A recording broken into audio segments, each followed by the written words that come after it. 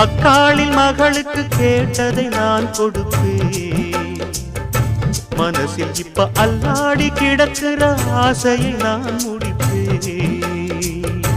விரும்பியது இந்நேரம் கிடைக்கிற போது ஒரு ஏக்கம் நெஞ்சில் ஏது?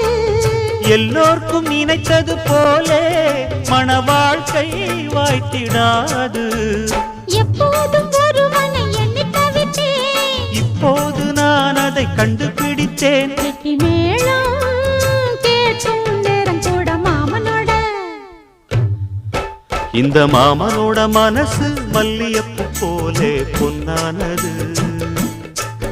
இந்த வண்ணமயில் அதனால் எண்ணியது போலே பூச்சூடுது.